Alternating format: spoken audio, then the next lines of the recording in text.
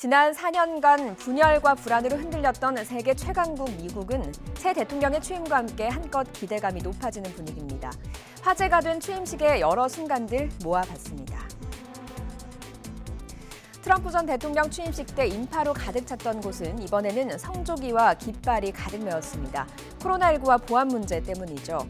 의회 의사당 앞부터 링컨 기념관까지 19만여 개의 성조기와 깃발이 쭉 줄지어 섰습니다.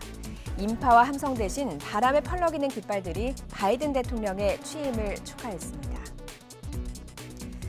미국 대통령의 취임식은 주연인 새 대통령뿐만이 아니라 과거 그 자리를 빛냈던 조연들이 보는 즐거움도 있는데요. 바로 전직 대통령들이 참석을 하는 겁니다.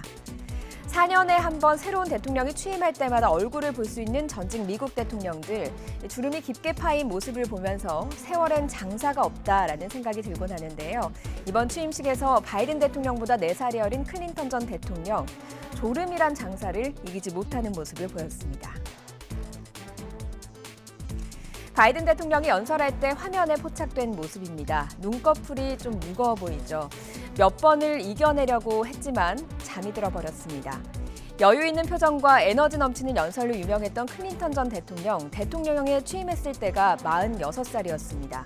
어느덧 74세 노인이 돼서 잠과의 사투에 서진 전직 대통령을 보면서 세월이 참 야속하다라는 반응도 나왔습니다.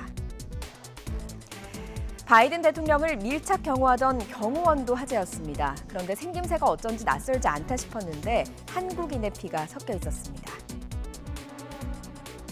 바이든 대통령이 취임식에 도착해서 차에서 내릴 때도 또 취임 선서를 할 때도 대통령 바로 옆에서 주변을 경계하고 있는 남성, 한국계 미국인 데이비드 조입니다.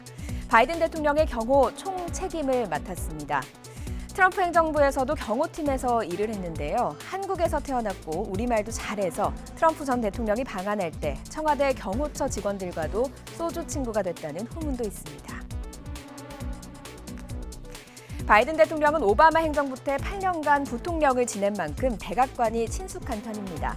하지만 오늘 대통령의 신분으로 처음 백악관에 들어설 땐 만감이 교차했을 겁니다. 새 미국 대통령의 취임식에 많은 언론은 미국이 돌아왔다라고 평가를 했죠. 미국의 민주주의가 후퇴했다는 한탄 속에 새로운 대통령과 함께하는 앞으로의 미국은 어떤 모습일까요?